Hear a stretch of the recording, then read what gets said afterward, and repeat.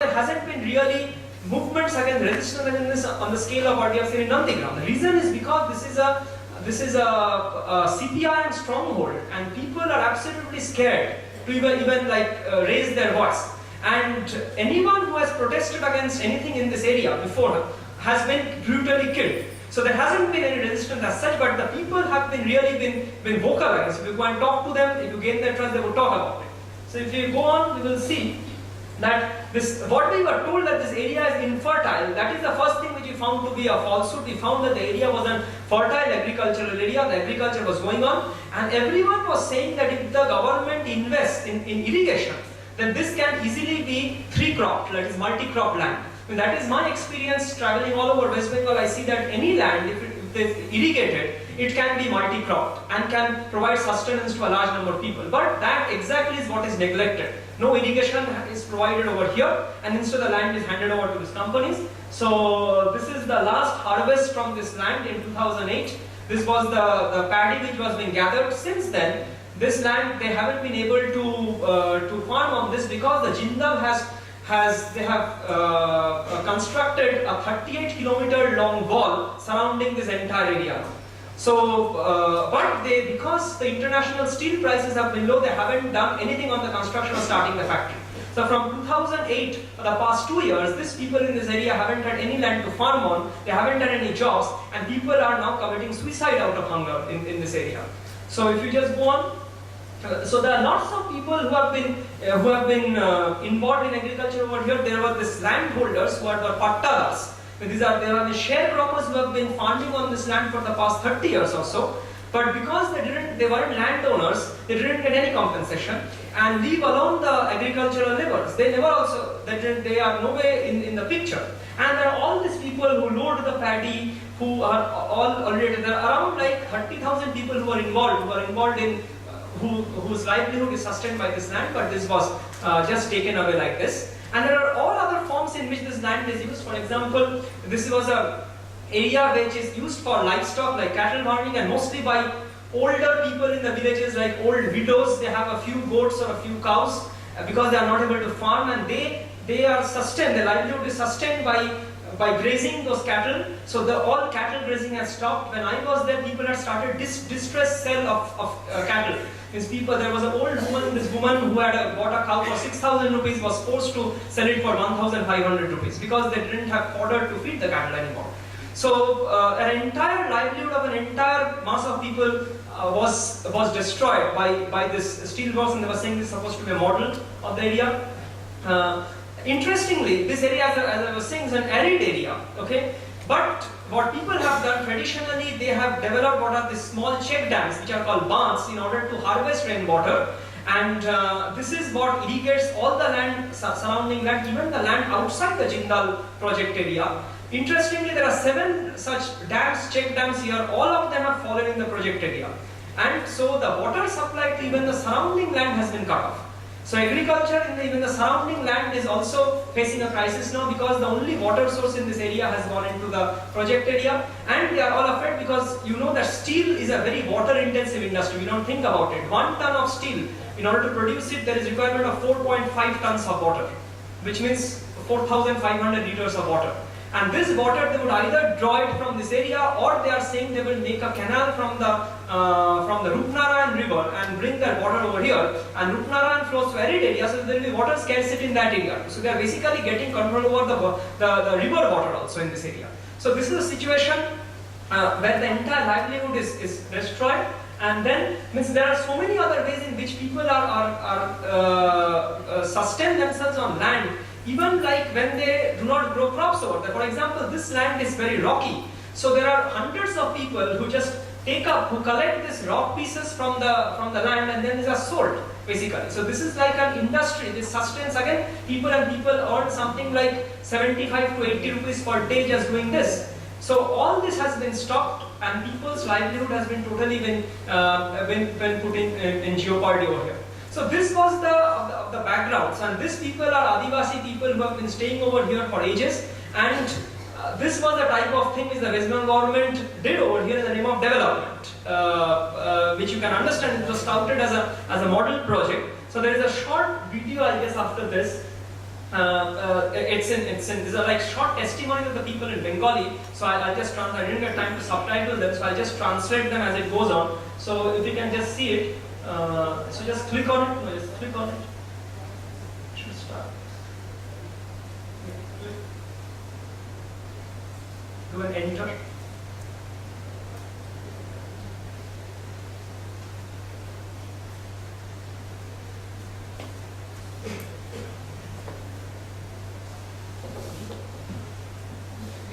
Working for some reason.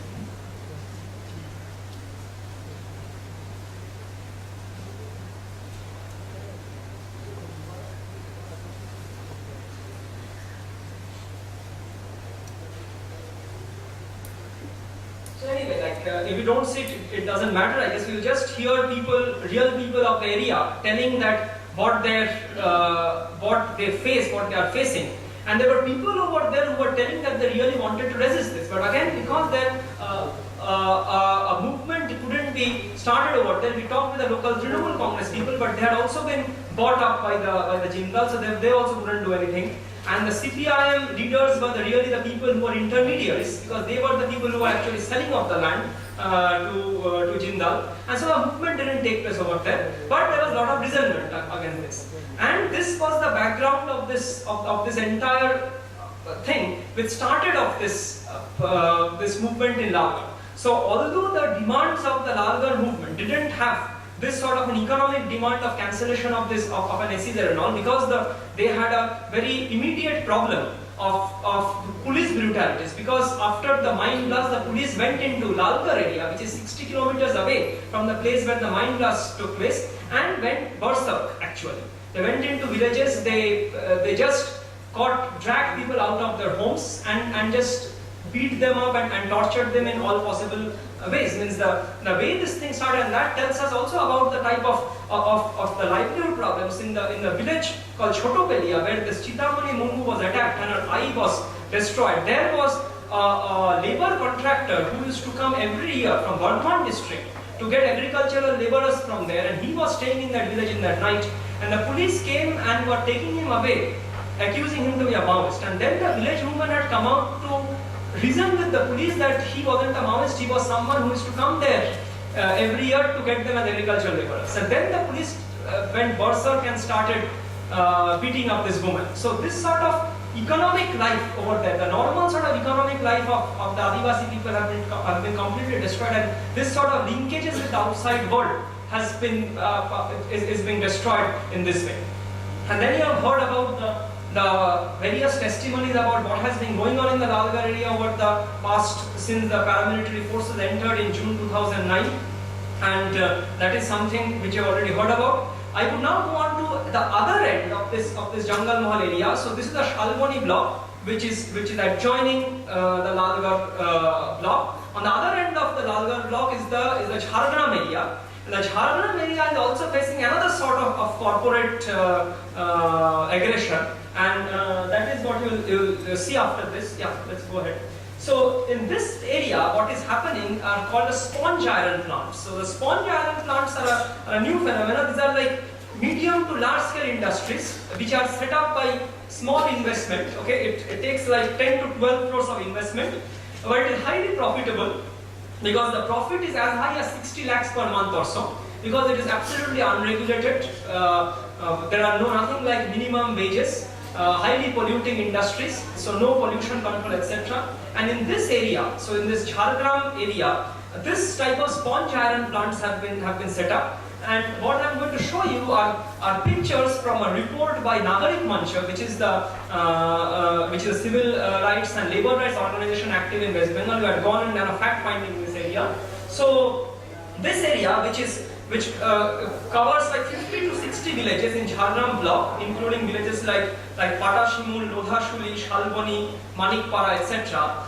There are around 33 such sponge iron plants. There are 3 in the Jhargram area in a triangle. They are called the Reshmi Cement, Reshmi Ishpat, and Aryavarta Trading, under different names, all owned by the same person. And they are a highly polluting, highly exploitative industry which has been handed like khas land. These are the land vested in the government, which was supposed to be handed over to the Adivasis for for land distribution.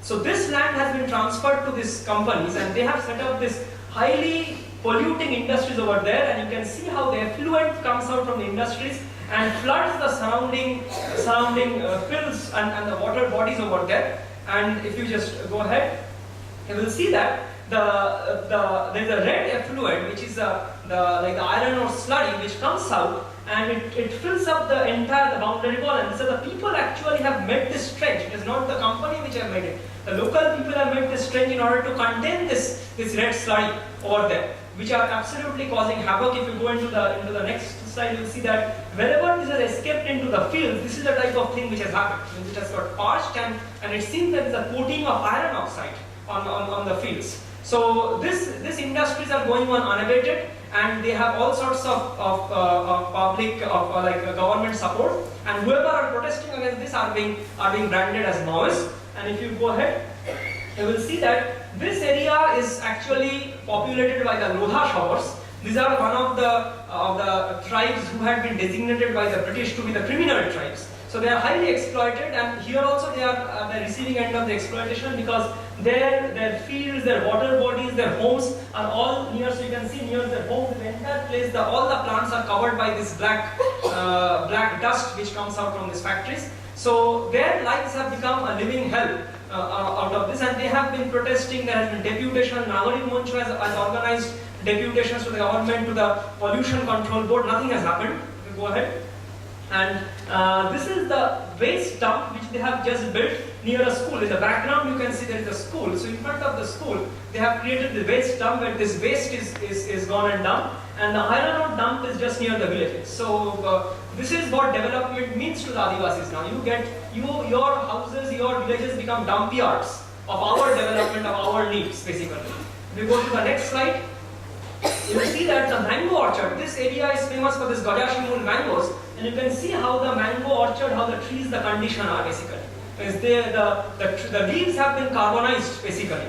They have turned into charcoal. So this is the sort of condition in which this area is, and the only time the government has basically stopped giving licenses to this factories is the time when Kishanji, the Maoist squad leader, he ordered one such factory to be set on fire, as Shriya said. So the question which the Adivasis have, that is that the only way then to stop this sort of corporate aggression on our lives? That if we go on deputations, if we go and protest, if we go and do a whole day dharna in front of the pollution control board, nobody here listens to us. Only if we set a factory on fire, they will stop giving licenses to these factories. Because anyway they say that we are anyway called as Maoists. So means we are anyway Maoists, because if we stand up for our rights, we are anyway Maoists. So all of us are designated as Maoists because we have come up and protested against this. So this is the type of situation which is going on, and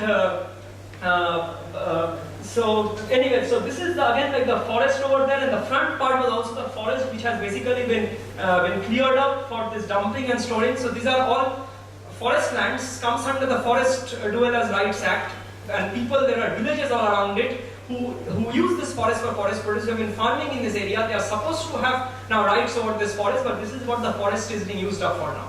To create this dumps for this plants. You saw the same thing in the Shalboni area. There people were actually getting 25% of the price of the forest produce as it is there in the older, but that has been stopped because the forest doesn't exist anymore. So this is the situation over this area, and I like to end by showing this map, which I think my friends who made the SEZ Citizens Report card has built this map, which shows the position of all the SEZs on a map of India, and there's an interesting thing to see over here. If you see this area starting from the western end of West Bengal, where basically where Shalboni and Lalgड़ is, going all the way to southern Orissa, Jharkhand, Chhattisgarh, and eastern Madhya Pradesh, and this part of Orissa, the western part of Orissa, the Gadchiroli district.